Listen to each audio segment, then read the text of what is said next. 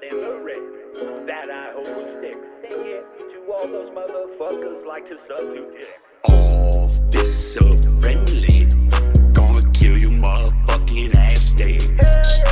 A taser, a boot, a bullet to your motherfucking head. The gang all joins in. A murder but no goddamn sin. Believe your eyes or what you are fed. With me now, officer friendly, gonna kill your motherfucking ass dead.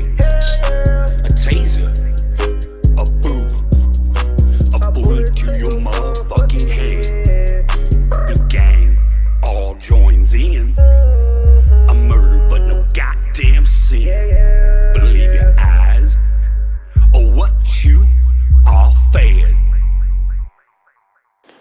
Eat, fuck, kill. Eat, fuck, kill. Eat, fuck, kill. Good day, I am MSWS, Masabana Satori Wabi-Sabi, and thanks for stopping by Eat, Fuck, Kill, the podcast. If you haven't already, please subscribe to the YouTube channel you're at now, Masabana Wabi-Sabi, and also follow me on Twitter if you don't already do that. I'm going to keep this short, so let's jump right in. In episode number 7, we're going to start by talking about the Supreme Court and their recent series of horrible, politicized decisions. And that same body's long history of awful decisions, from Dred Scott to Plessy versus Ferguson, to Citizens United, to Buck versus Bell, or to Karamatsu versus the United States. The U.S. Supreme Court, like every other aspect of the United States justice system, is a George Carlin-level joke. Some recent Supreme Court decisions have been in the news as well. Just in the last 2 weeks, the Supreme Court has made a series of trifling decisions on a wide-ranging series of topics, including abortion, the environment, and guns. The Christian right-wing bingo bonus trifecta for things to love and hate. Let's take a look at some of the horrible decisions the Supreme Court has made historically, one by one. Just take a brief look. And we'll start with the decision made on March 6, 1857, Dred Scott versus Sanford, which was decided by the U.S. Supreme Court and declared that Black people, whether free or enslaved, could not be American citizens and were thus constitutionally unable to sue for citizenship in federal courts. The next awful decision by the Supreme Court I'd like to take a quick look at is Plessy versus Ferguson from 1896. I'm going to read to you the small portion that's in the graphic on the screen next to the picture now. In 1892, Homer Plessy, who was classified as an African American, was arrested, out on trial, and found guilty of violating state law. Why? He refused to move from the first-class carriage of a train for which he had purchased a ticket to the colored carriage. Plessy appealed against the court's decision, and in 1896, the Supreme Court ruled that Blacks and whites could receive separate services so long as they were equivalent. The Plessy versus Ferguson ruling legally accepted the separate but equal policy for American life. So Plessy versus Ferguson, as it says there, was a landmark decision of the United States Supreme Court, in which the court ruled that racial segregation laws did not violate the U.S. Constitution as long as the facilities for each race were equal in quality, a doctrine that came to be known as separate but equal.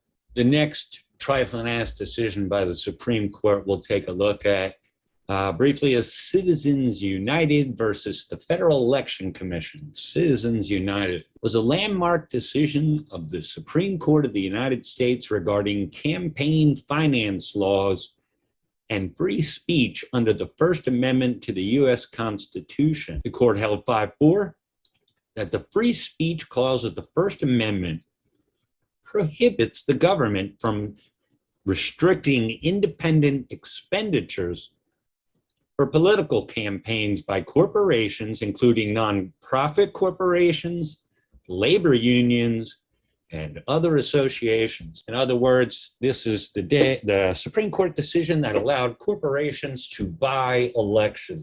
It was done for a long time before that, but this made it where it was okay to do it. And now, as we've all seen, our elections are fucked. And now we'll take a look at Buck versus Bell, which might just be the worst decision the Supreme Court ever made. Buck versus Bell is a decision of the United States Supreme Court from 1927, written by Justice Oliver Wendell Holmes Jr., in which the court ruled that a state statute permitting compulsory sterilization of the unfit, including the intellectually disabled, for the protection and health of the state, did not violate the Due Process Clause of the 14th Amendment of the United States.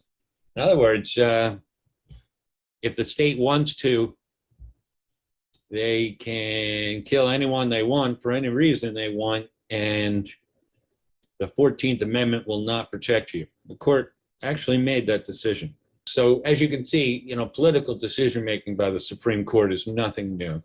As you can see in the graphic there, and I think it's very important to point out, Buck versus Bell has never been overturned. So the Supreme Court decision which states that the government, if they decide you're unfit or whatever else, they can sterilize you or do whatever else they want to you, and it doesn't violate your rights in any way. And that's been decided by the courts and has never been overturned. So that's standing precedent in the United States. Yay, Supreme Court.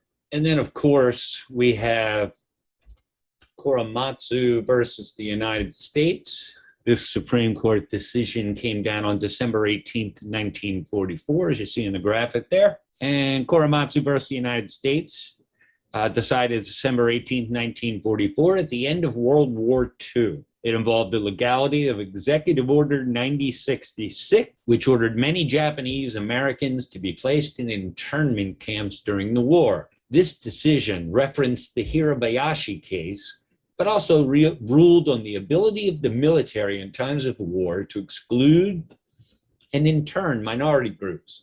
So here, the Supreme Court decided that it was perfectly fine for the United States government to lock up anybody they want for any reason they want as a matter of national interest. And again, it's standing law to this day.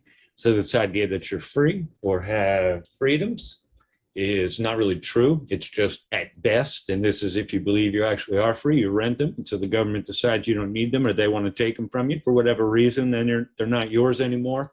And the Supreme Court has made that decision. Once again, yay to the Supreme Court and their politicized wisdom. The final awful Supreme Court decision we're going to look at today comes from 1981 and is known as Warren versus the District of Columbia. Let me tell you a little bit about Warren versus District of Columbia. This is the buildup in the background for the Warren versus District of Columbia decision by the Supreme Court. In the early morning hours of Sunday, March 16th, 1975, Carolyn Warren and Joan Taliaferro, who shared a room on the third floor of their rooming house at 1112 Lamont Street Northwest in the District of Columbia, and Miriam Douglas, who shared a room on the second floor with her 4-year-old daughter, were asleep. The women were awakened by the sound of the back door being broken down by two men later identified as Marvin Kent and James Morse. The men entered Douglas's second floor room where Kent forced Douglas to perform oral sex on him,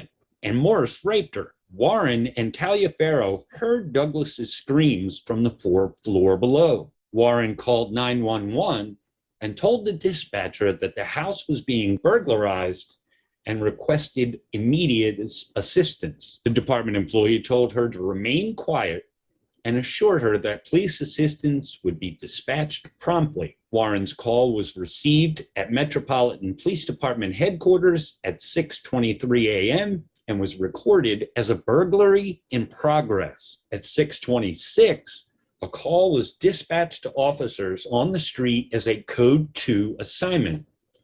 Although calls of a crime in progress should be given a priority and designated as Code 1. 4 police cruisers responded to the broadcast, 3 to the Lamont Street address, and 1 to another address to investigate a possible suspect. Meanwhile, Warren and Taliaferro crawled from their window onto an adjoining roof and waited for the police to arrive. While there, they observed one policeman drive through the alley behind their house and proceed to the front of the residence without stopping, leaning out the window, or getting out of the car to check the back entrance of the house. A second officer apparently knocked on the door in front of the residence, but left when he received no answer. The 3 officers departed the scene at 6:33 a.m., 5 minutes after they arrived. Warren and Taliaferro crawled back inside their room. They again heard Douglas's continuing screams. They again called the police, told the officer that the intruders had entered the home and requested immediate assistance. Once again, a police officer assured them that help was on the way. The second call was received at 6:42 a.m. and recorded merely as an investigate the trouble and was never dispatched to any police officers. Believing police might be in the house, Warren and Taliaferro called down to Douglas, thereby alerting Kent to their presence. At knife point, Kent and Morse then forced all 3 women to accompany them to Kent's apartment for the next 14 hours. The captive women were raped, robbed, beaten, forced to commit sexual acts upon one another, and made to submit to the sexual demands of Kent and Morse. 14 more hours. These women were tortured. So these women sued and said that the police did not protect them and they did not do their jobs because they were told in that first call that burglars had entered the home, yet all they did is knocked on the door when they didn't get the answer they absolutely should have expected not to get. They just left and that was that. And that the second call was never even really dispatched. So they believed the cops didn't do their job. And this was a huge moment in U.S. history because the Supreme Court decided after hearing this case that it is not the job of the police to protect you. It is their job to enforce the law. Let me repeat that again. The Supreme Court decided in 1981 that it is not the job of the police to protect you. It is their job to enforce the law. So these officers did nothing wrong by not caring at all, because ultimately they were able to arrest people that they charged with this crime. So they did their job. They enforced the law. They found the people who broke a law and they charged them with crimes. Now, protecting you, helping you, not their job. Now, don't misunderstand. The police are still happy to employ the term protecting people as propaganda when they want more money, tanks, or battering rams, or maybe when they just murdered a citizen and want you to forget about it. Now, this discussion on how since 1981, it is not the responsibility of law enforcement to protect you, but instead to enforce the law, segues nicely into our main discussion topic this week, the Robb Elementary School shooting in Uvalde, Texas. Now, parents and really the entire nation were in an uproar about the cowardly, unhelpful response from police, both before, during, and after the massacre. Yet these same people going apeshit about the cops not protecting people refuse to acknowledge that the cops themselves and the legal system have been telling all of us for more than 40 fucking years that it is not their job to protect people, only to enforce the law. Now, keep in mind that right around the same time in 1981, when the court made this decision, is when the words "to serve and protect" began to disappear from police cars, because the cops understood, even if the people wouldn't listen, that it was not their job to serve and protect, not what they do. But in the case of Uvalde, the police did exactly what we give them money to do and legally expect them to do: enforce the law. It is not their job to protect those kids. Their job is to kill or arrest their murderer, i.e. enforce the law. Now, we the people, as the bill payers for this state-sanctioned worthlessness, could make that their job as part of the larger process of fully overhauling the justice system. And it would surely make law enforcement more useful. Journalists had been threatened with arrest for getting too close to mourners, so Houston Chronicle reporter Julian Gill stayed in the designated media area when he reported on funerals the week after the massacre at Robb Elementary School.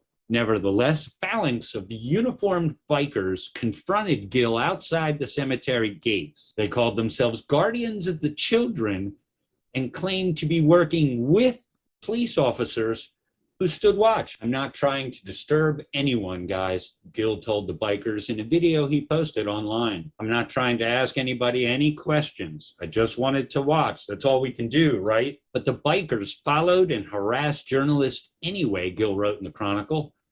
When he accidentally bumped into a guardian who claimed to be a paramedic, the bikers accused him of assault and battery. As a public servant, that's kind of a felony, the paramedic bikers said in a video. Firstly, so the cops in Uvalde have motorcycle gangs doing their work for them, terrorizing journalists because they're even too big of pussies to terrorize unarmed journalists. They can't even. And this graphic in this story I'll read to you here in a minute will help illustrate this. The cops in Uvalde who wouldn't do shit to protect those children have been happy to terrorize the press who have come down there to try to figure out what the fuck happened there. Those big brave cops that stood outside a door for an hour are fucking happy to terrorize unarmed journalists, the press, but they wouldn't do shit when it mattered. They're thugs, they're bullies. But whenever there's some sliver of a possibility that danger could maybe just possibly happen, arises like it did at Robb Elementary or Parkland High School, the cops then decide in those instances that their life is the only thing on the scene that matters, and taking a deliberate, cautious approach is prudent. But when these same cops are interacting or dealing with innocent, lawful, unarmed citizens, those same cops never want to diffuse a situation. Instead, they get to poking and prodding and escalating every situation when they're dealing with unarmed people that they know haven't broken the law. They'll poke and prod at them. Oh, your shoelaces are too thick, so that's a violation. Oh, your license plate is 2 degrees off 90, or whatever the fuck. Just some bullshit. And they'll poke and they'll prod. But here's a situation where they can actually have a meaningful difference in this culture and save children's lives from some ridiculous fucking asshole murderer. And they get all deliberate, want keys to an unlocked door, have to take a cautious approach while kids are getting murdered one by one, just feet away. But be a black man who crosses the street outside of the crosswalk, 9 cops with guns will be happy to terrorize you. But if you're white and want to kill a bunch of school kids, they're going to take a cautious, prudent approach with you. Same tired bullshit from the same tired bullshit broken justice system. And it doesn't matter which segment of the justice system you look at, judges, prosecutors, district attorneys, cops, juries, defense lawyers, every aspect of the fucking system, the court system, the paper pushers, all of them, just broken and corrupt. They do whatever the fuck they were told to keep getting that paycheck. And if that means throwing you in a cage for fucking cannabis, they'll be happy to do it. You know, for years and years, cops have been saying, as it relates the drug war, oh, we're just doing our job. You know, we don't get to write the laws. We just have to enforce them, blah, blah, blah. Then these gun laws get passed that they don't like. And suddenly it's, I won't enforce a law that I disagree with. It's unconstitutional. It's funny how when it matters to you, suddenly you can look the other way at certain laws, but this fucking drug war that's been shoved down the American people's throat at your hands for 100 fucking years, and y'all just were doing your jobs. Criminal douchebags in a criminal, worthless system. Oh, and the prison system and prison guards, there's just 2 more aspects of the justice system, just broken as hell. All of it, just rotten from the core. Bullies with the power of the state, because we continue to give it to them. We continue to give them the money, our fucking money, to do this shit. And we act like all of this stuff, we're all just victims of it, like you have no control. Now, you can't be bothered to have any control, but you have all the control that you need to have. You can't be bothered to step away from your fucking iPhone or your job or your consumption and production long enough to do anything about fucking anything, whether it be the environment, guns, killing kids, fucking drug laws, corruption, it doesn't fucking matter. Just on to the next reality TV show. Fucking pathetic. At the beginning of that article, how the reporter was going to stay in the designated media zone. Now, the whole point of the press existing, just like we talked about in episode 6, is to inform the people, to gather and collect information and to inform the people. And yet, how do they expect to do that standing in these designated media zones where they don't ask questions and just watch from a distance? Now, I'm not saying that that's not what they should do as it relates mourners and processions and funerals, but I'm talking about investigating what happened in Uvalde overall and in all aspects. You cannot get that information standing in the fucking media zone. It's like these constitution zones where, if you want to protest, you have to stay in between this little fenced-in area. The fuck is that? How is that constant? The whole point between protesting is that the right to assemble freely, not the right to assemble freely in a convenient manner that the government determines to fit their convenience. Fuck y'all. Like I saw in Portland recently, they declared unlawful assembly is what they call it in Portland. They declared unlawful assembly. I don't even think they hear themselves speak. Congress shall make no law against the free assembly of the people. But yet, to say unlawful assembly means Congress or somebody done passed a law. You have the balls to say shit like that. Unlawful assembly. Fuck you. Straight up, you're fucking ignorant, justice-hating acid. We are a culture of miserable, depressed, dysfunctional, broken people. All of us. And too many of us, so many of us, are just happy to walk into a mall, a grocery store, a 4th of July parade, an elementary school, and just start mowing down human beings like they're nothing at all. Whereas in much of the world, they don't face this problem. So what's unique about our culture and our people, where we're also capable of doing it and looking at the other way when it happens? Now, politicians, the people, we're all happy to say how much it troubles us when people are little babies are fucking shot and killed in school. We're happy to talk about how much it's terrible and it breaks us up. This shit has been going on for fucking decades, and ain't a goddamn thing changed except window dressing and lip service. Bullshit. No real substantive changes have been instituted in the decades this shit has been going on. And yet the same tired ass politicians would be happy to tell you that, and they just pass some bullshit Band-Aid on a sucking chest wound gun legislation. I think it was last week, maybe 2 weeks ago. What a crock of shit. Not a single thing in that legislation is going to stop motherfuckers from shooting people like crazy, and they know that. No, but it's bipartisan. It's the best we could do. Then fuck every single one of you. Every fucking single one of you. I don't understand the American people. I don't understand why you continue to vote for D's and R's. They're all fucking worthless. Whether it's drug laws, whether it's gun laws, whether it's tax laws, election laws, fucking the police, everything about this culture that's fucked up, they've done nothing about. And it's been nothing but D's and R's for more than a century, 100 fucking years of Democrats and Republicans running the country straight into the state that we currently find it in.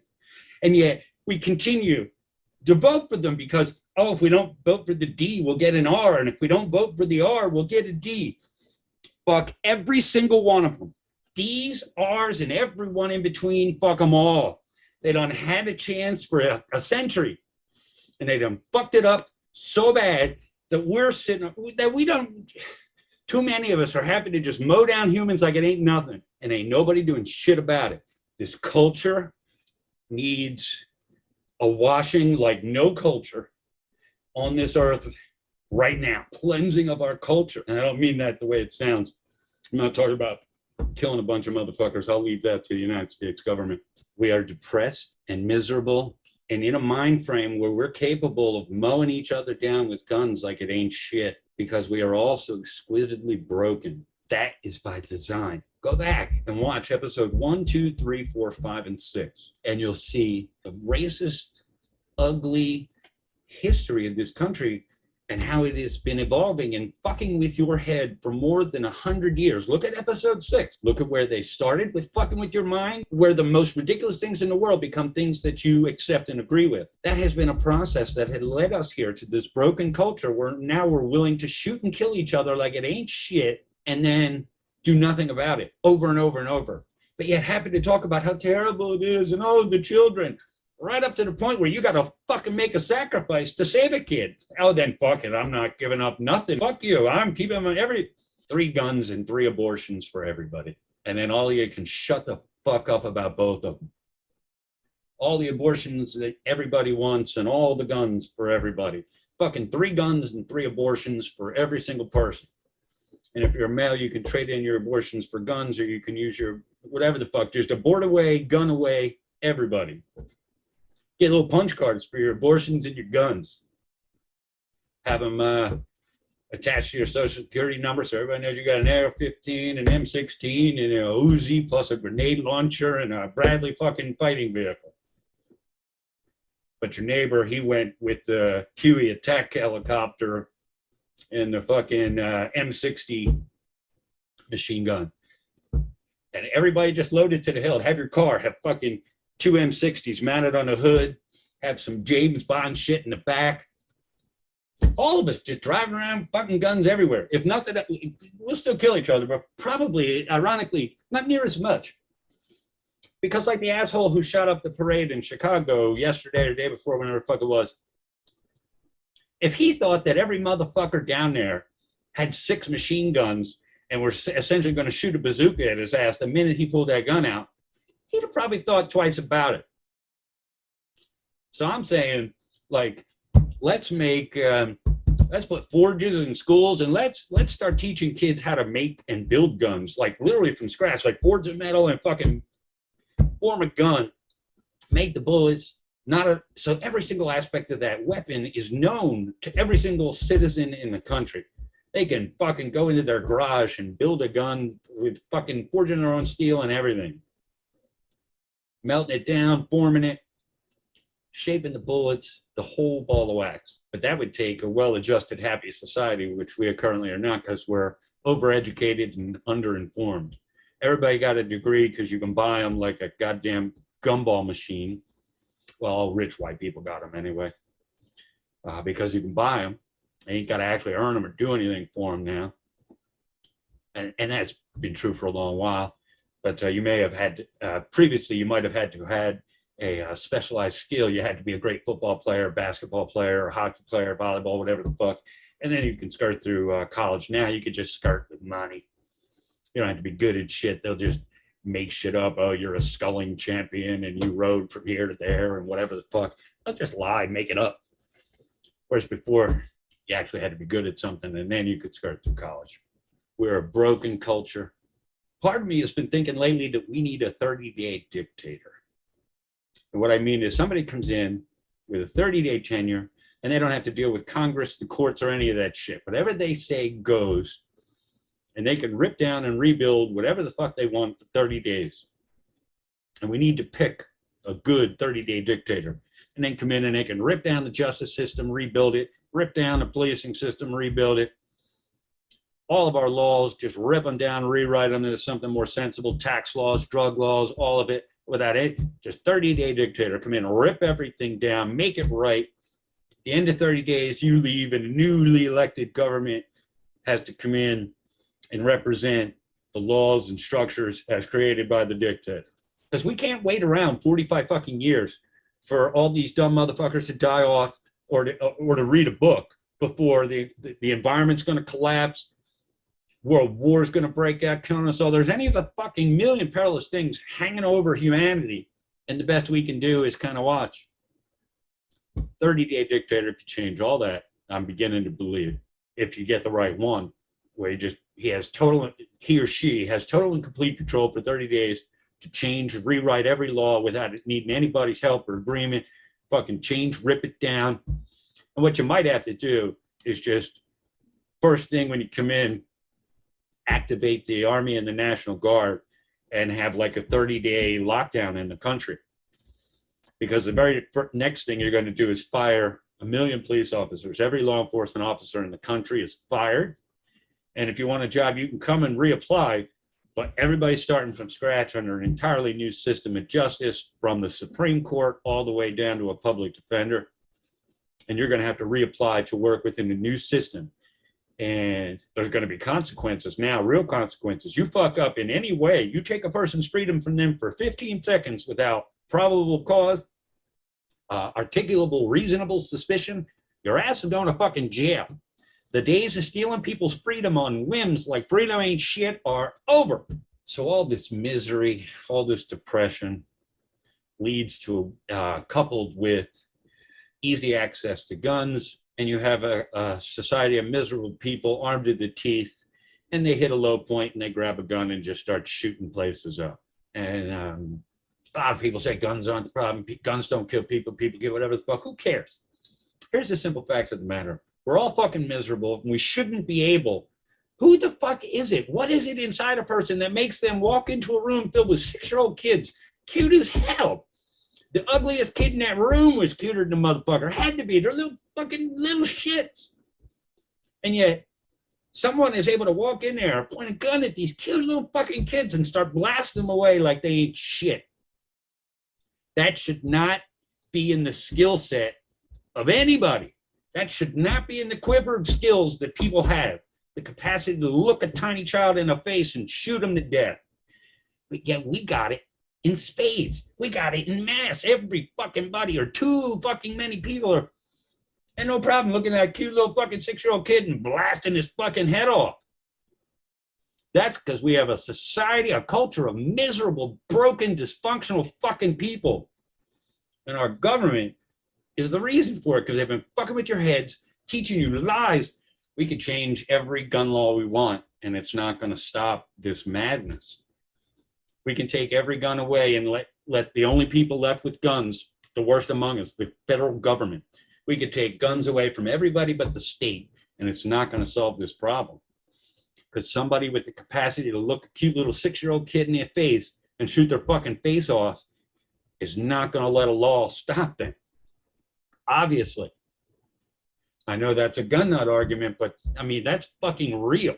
So we have to deal with this miserable, depressed, dysfunctional culture. And it really all stems, and I've said this in previous podcasts, probably every single one of them, it stems from you not having any meaning in your life.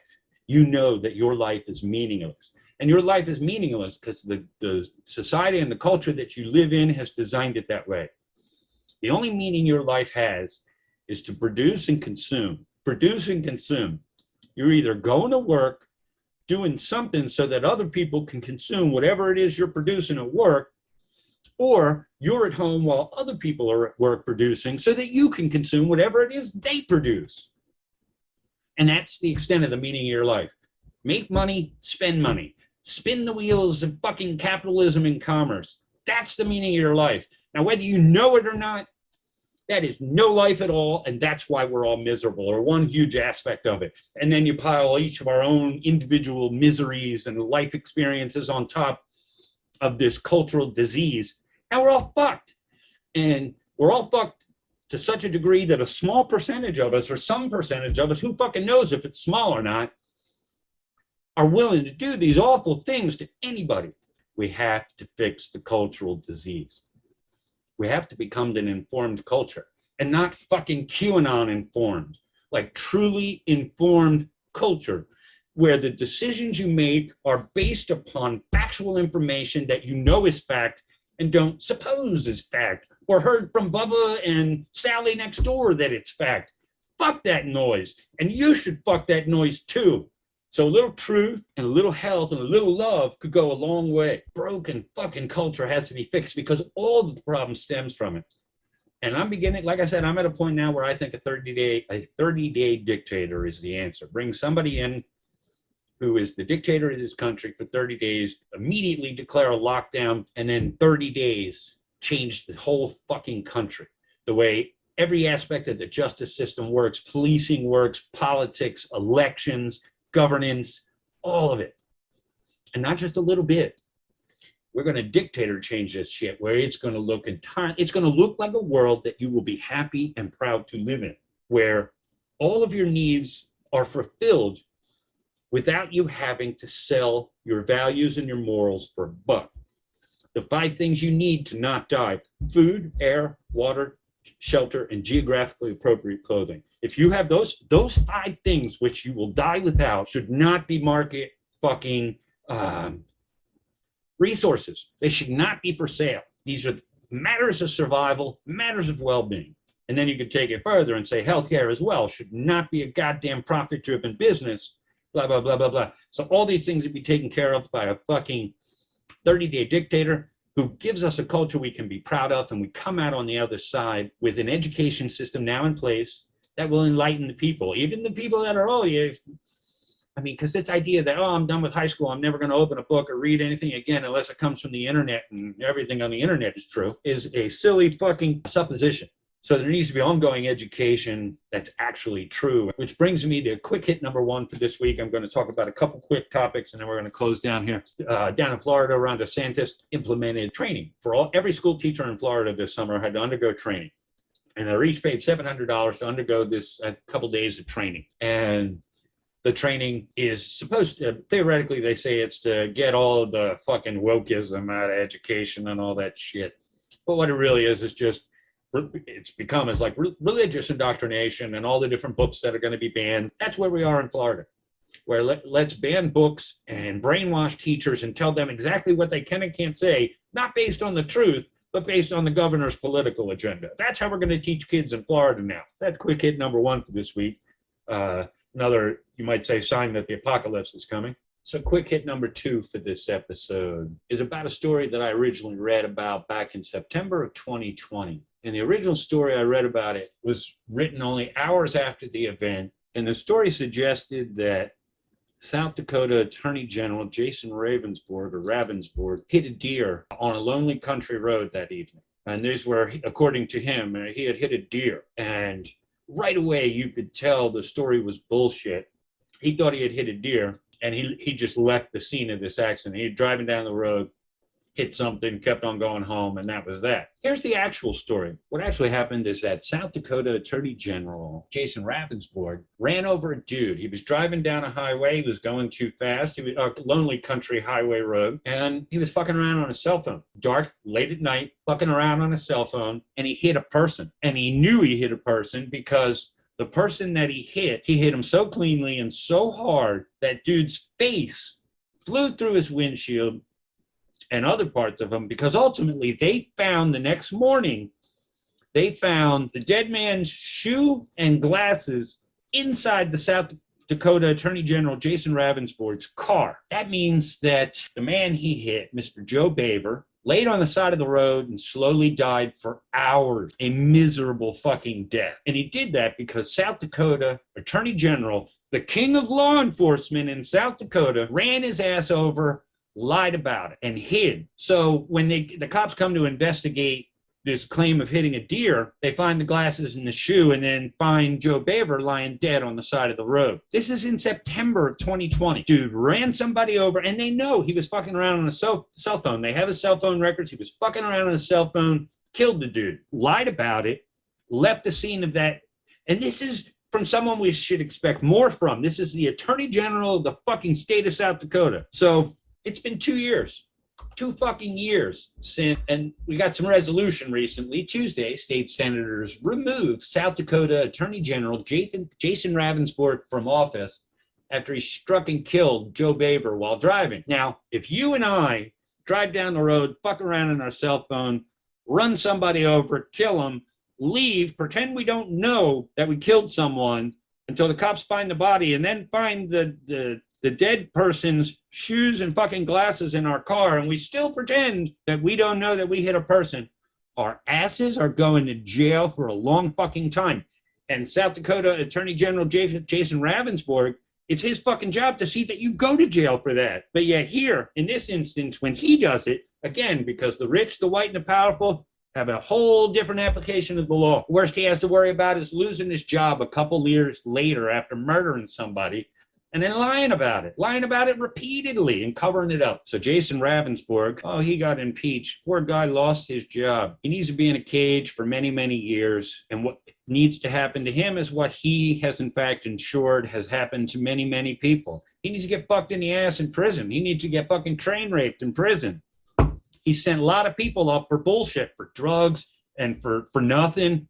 And this guy's built a career. The car he was driving, it ran over Joe Boever and killed him. He bought that car with money he made by sending other people to fucking prison, oftentimes for bullshit. So go to jail, Mr. Ravnsborg, Mr. fucking I love the law and justice is so important to me. Well, take your fucking medicine and go take your train rape in prison. Go take about 3 ass whippings a day for 6 fucking years. South Dakota Attorney General Jason Ravnsborg, you're an enormous sack of shit. I told myself I was going to keep episode 7 really short, and I've tried to do that, and I hope I've concisely touched on what the problems are in Uvalde and with the Supreme Court. The problem in Uvalde, while guns played a huge part, and guns are definitely a problem, I would have no problem with some reasonable and appropriate gun laws, meaningful appropriate gun laws, but it's not going to solve the problem. And what we should be trying to do is solve the problem. Why is it that any of us are willing to and capable to walk into a classroom and just start shooting up kids? That it requires a broken human being and it requires a broken culture. Thanks for checking out episode 7 of Eat, Fuck, Kill, the podcast. Please do subscribe to my channel, Massacre Wabi-Sabi on YouTube. Follow me on Twitter, Massacre Satori Wabi-Sabi. I am, in fact, MSWS, and I thank you for taking the time to check out episode 7. Peace.